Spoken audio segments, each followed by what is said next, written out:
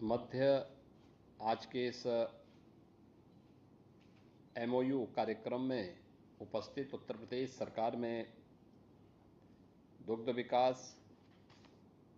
पशुधन विभाग के मंत्री श्री धर्मपाल सिंह जी,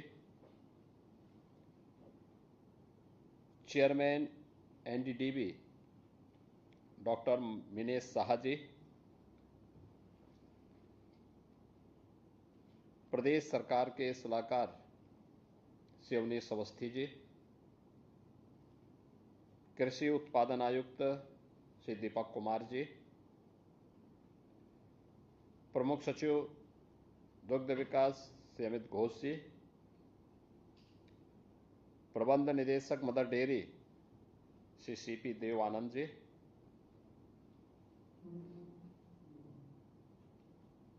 आज के इस कार्यक्रम में उपस्थित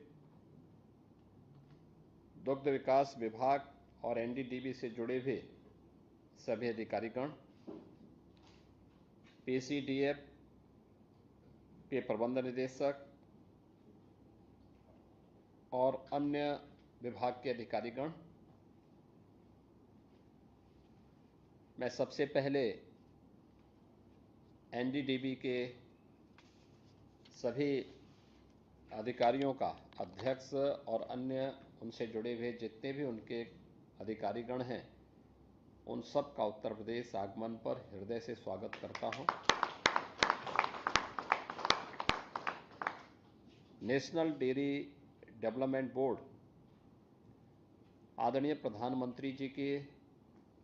विजनरी लीडरशिप के अनुरूप अन्नदाता किसानों और पशुपालकों की आमदनी को कई गुना बढ़ाने में जिस प्रकार की एक सकारात्मक भूमिका का निर्वहन कर रहा है, वह अत्यंत सराहनीय है। मैं इसके लिए एनडीडीबी को पशुधन की उन्नत नस्ल के लिए, दुग्ध उत्पादन बढ़ाने के लिए और क्वालिटी मिल्क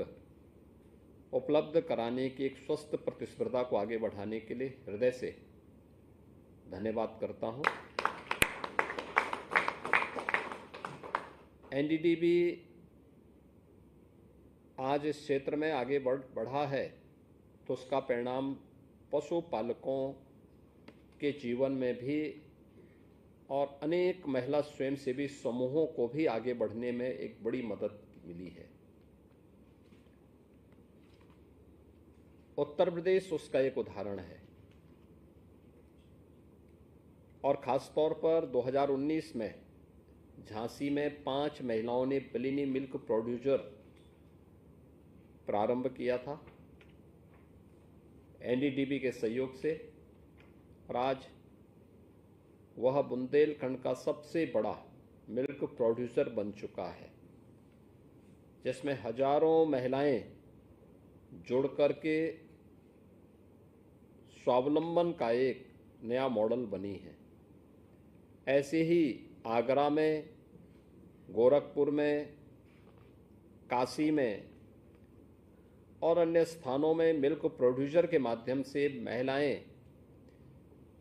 आमदनी कमाने के साथ साथ स्वावलंबन का एक नया उदाहरण प्रस्तुत कर रही हैं। उत्तर प्रदेश जैसे राज्य में जहां पर अनंत संभावनाएं पहले से छुपी हुई हैं, कृषि और कृषि से जुड़े हुए सेक्टर में, वहां पर जो कार्य होना चाहिए था, वास्तव में पिछली सरकारों की अकर्मण्यता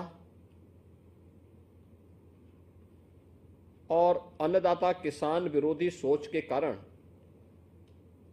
वो आगे नहीं बढ़ पा रही थी। योजना बनती थी बंदर बांट करने के लिए, योजना बनती थी ठेके पट्टे हथियाने के लिए, उसके पीछे अन्नदाता किसान का, नौजवान का, महिलाओं का, पशुपालकों का हित हो सके, ये भाव ही नहीं था। और यही कारण था कि जिस राज्य में कृषि सेक्टर में अनंत संभावनाएं थीं, वह राज्य धीरे धीरे करके बदहाल होता गया। लगातार किसान आत्महत्या करने लग गया। पशुपालक अपने पशुधन से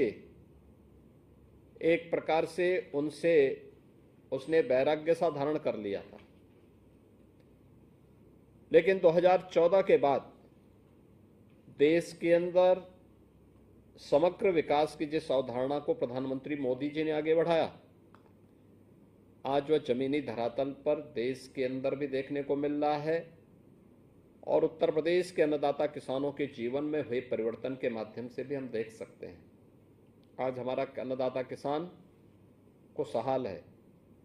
आज वो आत्महत्या नहीं करता, पलायन नहीं करता। आज उसे कृषि सेक्टर और कृषि से जुड़े हुए एलाइड सेक्टर में सभी प्रकार की प्रोत्साहन भी मिलते हैं, तकनीक भी मिलती है और उसे हर प्रकार से सरकार सहयोग करने के लिए तत्पर दिखाई देती है। पहली बार हुआ है कि आईसीआर या सेंट्रल और स्टेट गवर्नमेंट की यूनिवर्सिटीज में, लैब्स में या फिर कृषि विज्ञान केंद्रों में जो कृषि वैज्ञानिक कार्य कर रहे हैं, वे पहली बार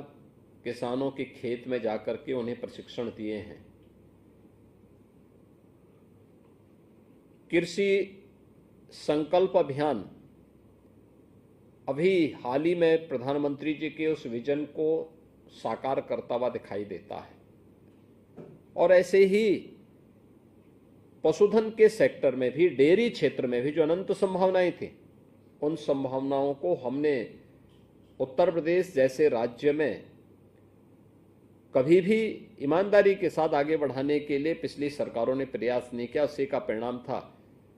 कि धीरे धीरे करके यहाँ पे उन्नत नस्ल का हमारा पशुधन नष्ट होता गया।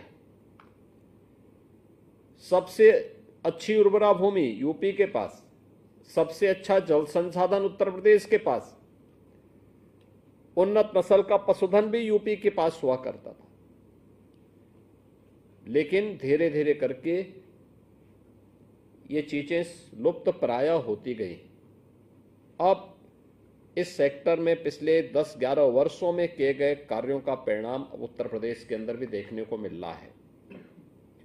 आज उत्तर प्रदेश में भारत सरकार के सहयोग से जिन डेयरीज को हम लोगों ने आगे बढ़ाया है, वे अच्छा कार्य कर रही हैं। और एनडीडीबी, ये चूंकि भारत सरकार से जुड़ा हुआ प्रतिष्ठान होने के नाते उनके सपोर्ट से आगे बढ़ रहा है, तो स्वाभाविक रूप से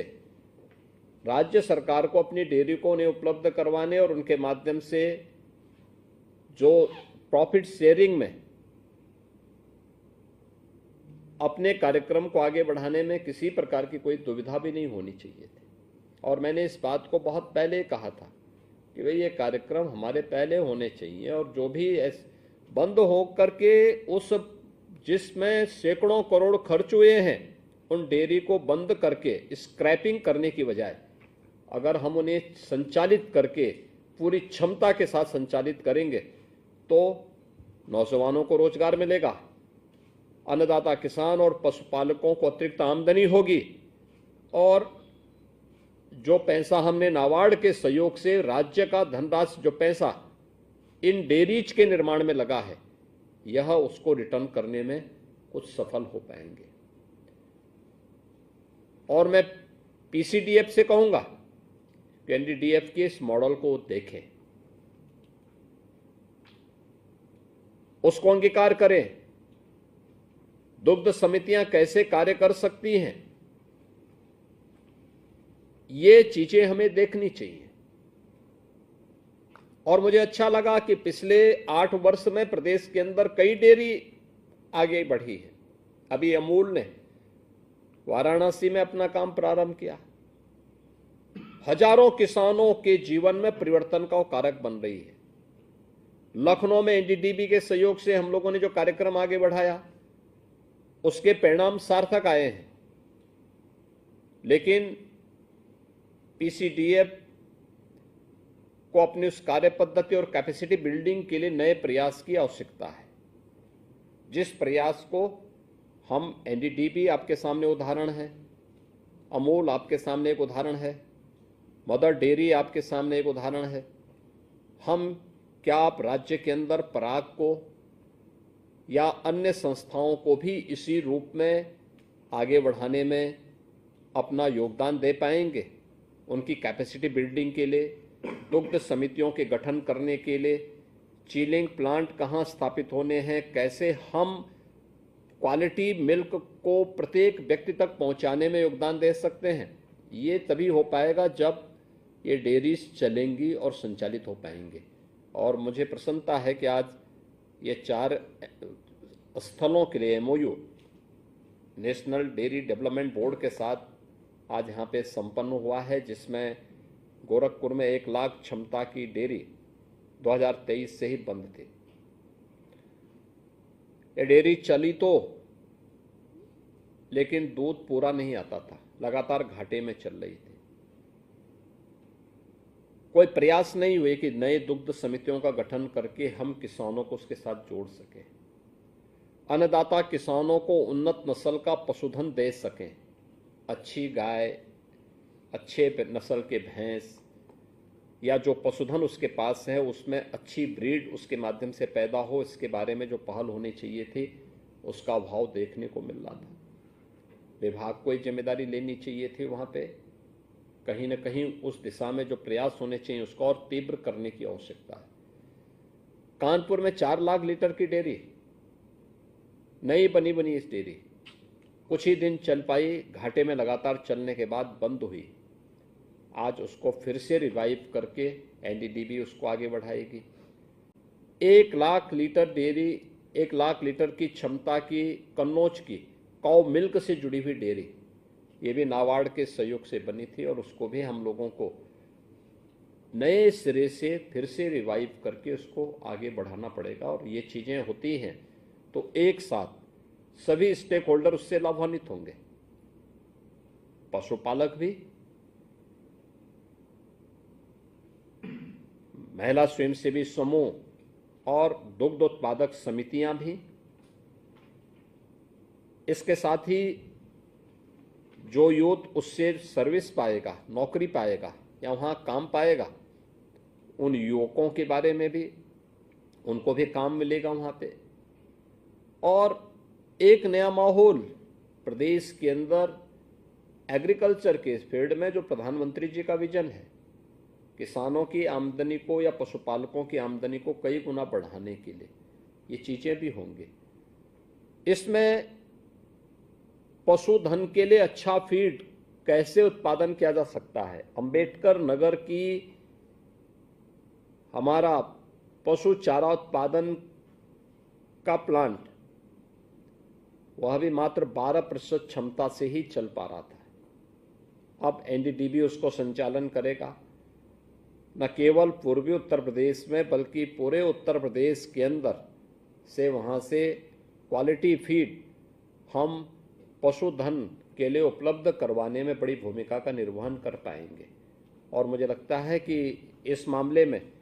जो बातें यहाँ पर एनडीडीबी ने अपनी बातें जो यहाँ पर कही हैं, खासतौर पर जिन चीज़ों को लेकर के ये डेयरियाँ यहाँ पर प्रदेश के अंदर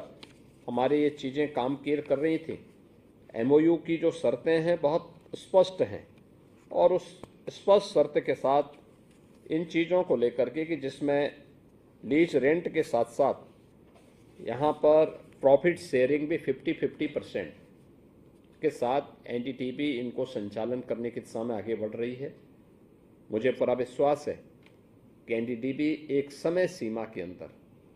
एक बहुत शॉर्ट समय सीमा तय करें जिस दौरान आपकी डेयरी तैयार होती है, उस दौरान दुग्ध समितियों को वहाँ पे रिवाइव करके कैसे हम इन चीज़ों को आगे बढ़ा सकते हैं। हमारा भी प्रयास होना चाहिए कि जहाँ पे मिल्क प्रोड्यूसर बन रही है, मेरा मानना है कि सबसे आसान तरीका है उनका प्रशिक्षण, उनको मार्जिन मनी में सहयोग करना और चिलिंग प्लांट लगा करके उनकी आमदनी को कई गुना बढ़ाने में हम योगदान दे सकते हैं, डेयरी के साथ उन्हें जोड़ने में। क्वालिटी मिल्क बच्चों को और परिवार वालों को मिलेगा, क्योंकि इसमें जो मिलावट हो रही है, मैंने पिछले दिनों बड़ी कार्रवाई करवाई थी प्रदेश के अंदर कुछ जगहों पे। पशुधन है नहीं, लेकिन खोवा बनाया जा रहा है, पनीर बेचा जा रहा है, टनों टन, ये सब फर्जी है। लोगों के यानी जन स्वास्थ्य के साथ खिलवाड़ किया जा रहा है। कार्रवाई हुई है और मुझे लगता है कि एक तरफ हमें क्वालिटी मिल्क प्रोडक्ट उपलब्ध करवाने के लिए प्रोत्साहित करने चाहिए, लेकिन दूसरी तरफ मिलावटखोरों के खिलाफ भी सख्त कार्रवाई करने के लिए तैयारी रखनी चाहिए। आज का यह अवसर इस दिशा में उत्तर प्रदेश के डेयरी सेक्टर की दिशा में एक महत्वपूर्ण कदम है। एनडीटीबी ने आज एक साथ इन चारों महत्वपूर्ण 3 डेयरी और एक चारा उत्पादन के प्लांट के बारे में अपना एमओयू यहाँ पे किया है, और मैं विश्वास करूँगा कि इस दौरान जब तक वह इन यूनिट को रिवाइव करता है, एक शॉर्ट पीरियड होना चाहिए, उस शॉर्ट पीरियड के अंदर इसको रिवाइव करने और इस दौरान दुग्ध समितियों को सक्रिय करके कैसे कर्मचारियों की कैपेसिटी बिल्डिंग को भी तेजी से आगे बढ़ाने के लिए उनके पास अनुभव है, उनके पास इसका एक लंबा जो है अनुभव का लाभ यहाँ पर प्राप्त होगा। और मुझे अच्छा लगेगा कि ये चीज़ें फिर से प्रारंभ होती हैं और अपनी फुल स्ट्रेंथ के साथ चलती हैं। दुग्ध कलेक्शन उतना होता है तो वहाँ पर उन क्षेत्रों में जा कर के उस डेयरी के साथ जुड़े हुए जो लोग होंगे, समितियां होंगी, इनके साथ संवाद बनाने में मुझे भी और हमारे मंत्री को भी प्रसन्नता होगी। मैं एक बार फिर से आज के इस एमओयू के लिए एनडीटीबी को, पशुधन विभाग को, उत्तर प्रदेश